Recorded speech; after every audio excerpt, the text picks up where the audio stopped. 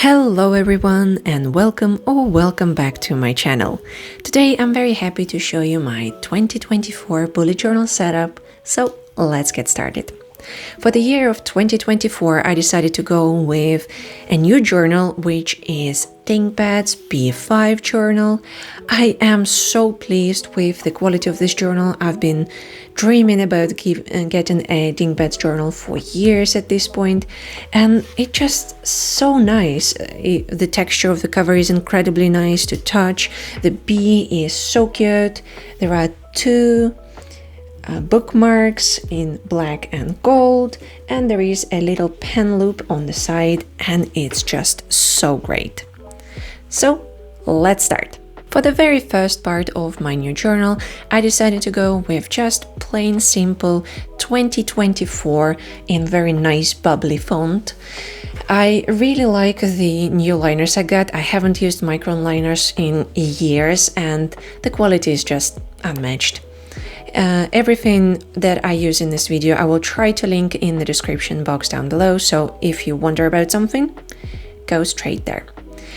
And also for this journal I decided to push myself a little bit more because I haven't been drawing as much as I would want to, so I just had to experiment. I looked up different things. I looked at other people's setups, I looked at pictures, videos, pretty much everything. And a very nice tip I found to make this spread look a little bit more nice and a little bit more aesthetically pleasing was when you're doing the frame, like for example I did here, is not to draw the whole continuous line but do like little gaps here and there. It just makes the page look a little bit more aesthetic and I really enjoy it. As you can see, for this journal I decided to go for a very minimalistic theme because to begin the year I like to do minimalistic things, so when I add stuff later it just looks better, and to contrast my monthly spreads it just looks nice in comparison. So for the accent color I obviously chose gold to go together with the theme of the journal, black and gold. So I'm just using my gold watercolor, but obviously you can use any color you want, maybe your favorite color, maybe you don't want to use any color at all. Just choose whatever you would want to see.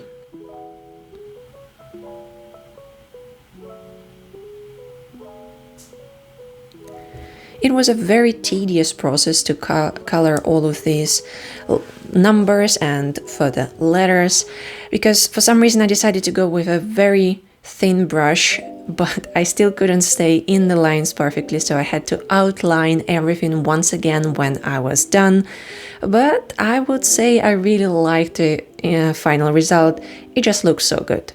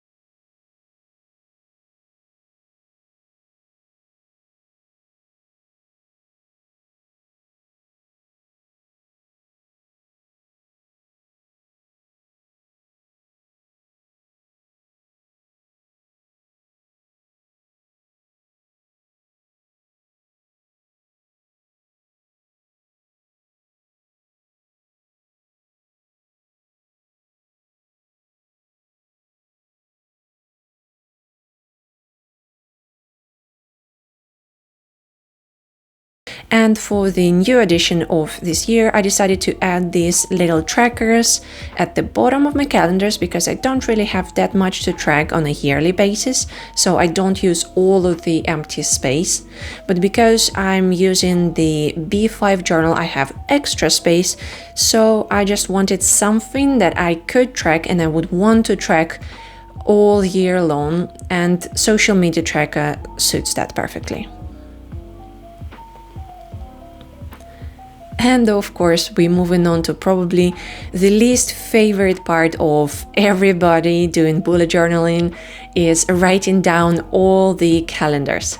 Usually I find it incredibly relaxing, but I do recommend sketching it with pencil at least beginning and the end of the months, just so you know exactly where you start and where you finish.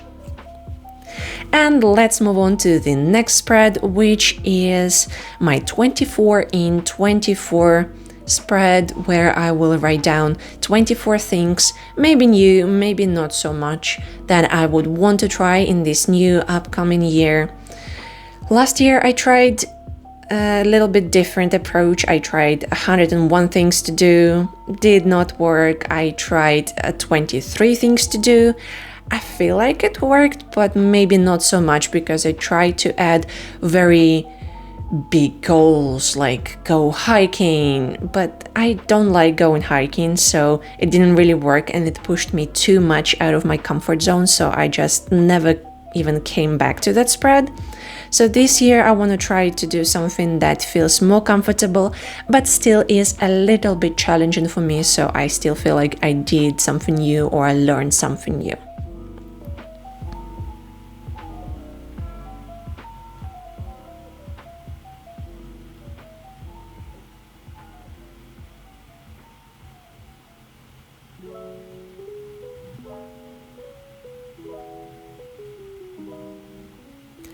I really enjoyed my choice for the font for this year because there was so much space to fill in with the watercolor, and it just looks so pretty when it's all done, it's all dry, it shines.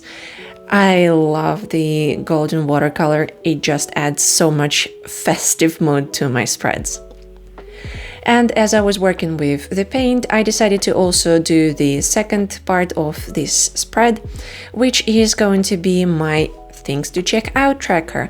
So for that I just did 4 boxes and I outlined them with my Micron liners, and just the top parts again with the golden tabs are going to say films, shows, books and games, so I can write down maybe about 15 to 20 things I would want to check out in each category this year.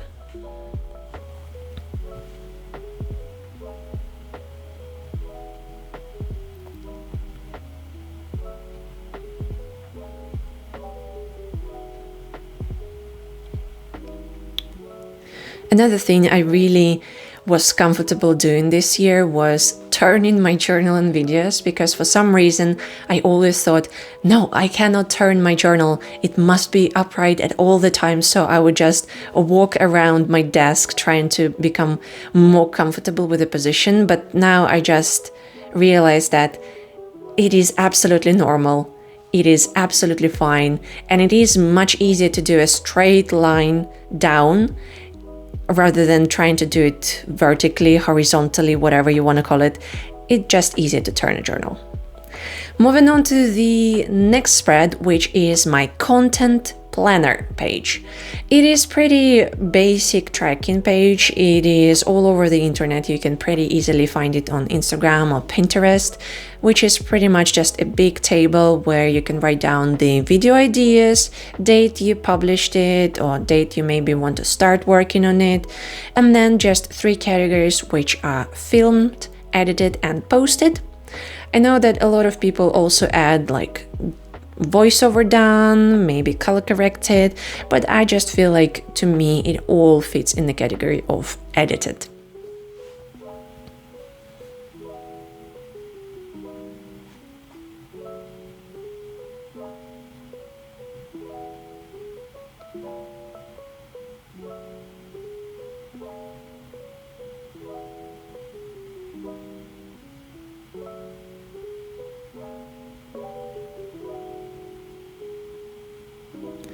And right next to it, I feel like the goals page fit absolutely perfectly, so I put it right there. It is kind of a similar style as the initial page of the year, but maybe I'm gonna write down a little bit less there, but we'll see. For now, I just wanted to have this page because I don't always use it, but it's nice to have it in case you do need it eventually. Maybe you want to write down already completed goals, or maybe you want to write down something that you strive to achieve this year. It all depends on your preferences and wishes.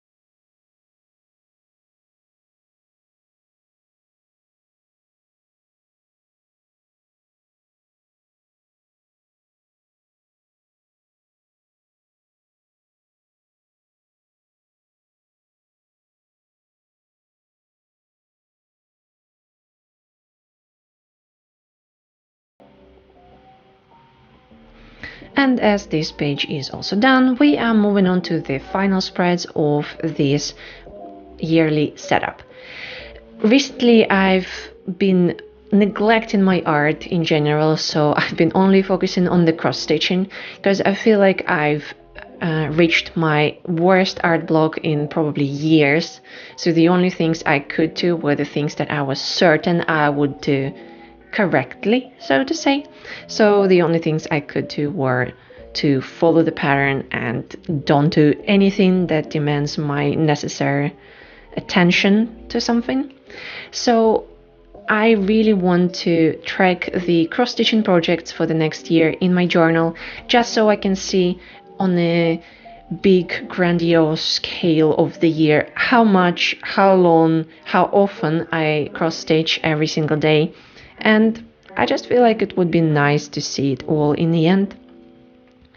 So I just did this big, very basic tracker that you can use for pretty much anything you want, but just days of the month in the table, months on top, and on the side you usually put a little key with what kind of pattern would suit what kind of thing you want to track.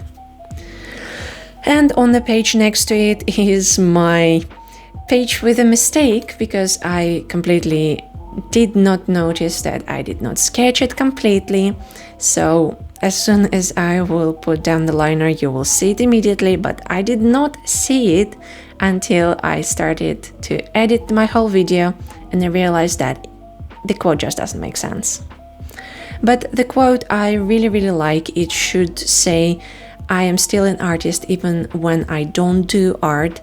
And I feel like after my big art block this year, this quote really resonates with how I feel, because I feel like I am still an artist even when I don't produce art daily, monthly, weekly, whatever you want to call it. I still have it inside of me. I still feel the need to make art even when I, for example, cannot make any art because of art block, time limits, or whatever. I still try to do it as often as I can, but most of the time it just does not feel like something that I can enjoy as much, because I stress myself out so much thinking about how to make it perfect, how to make it suit the theme, how to make it suit the color palette. And I feel like at this point I just completely neglect the actual fun of making art. And that is something I really want to focus on next year, trying to enjoy making art again. And I feel like this quote represents really well something I am striving to achieve next year.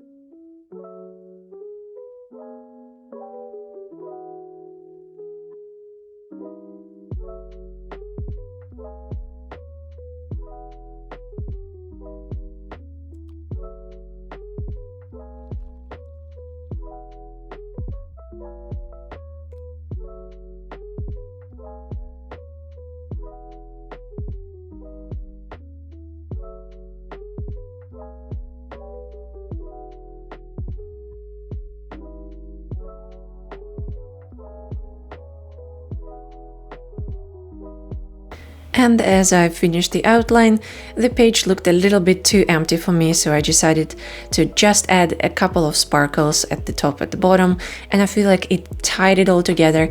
And as you can see, I still have not noticed that I made this mistake in the quote, but I am going to fix it later. And it is finally time for the final flip through. In general, I am incredibly pleased with this journal. It performs very, very nicely. The quality is superb. I don't have anything negative to point out. The bookmarks are obviously so far intact. The bee is incredibly cute. The texture of the cover is very nice textile. And obviously the first spread is not very practical, but absolutely stunning. For the first page of this year, I decided to go with the simple 2024, and in the future I want to put maybe little memories, maybe doodles, maybe photos of stuff that I want to remember about 2024, and I feel like it will be very nice looking with big number and small little details around it. Moving on to my future log. It is a very simple design. I use it every single year. It works for me absolutely fine. I don't really have that many things to track, so I'm very happy with not so much space at the bottom.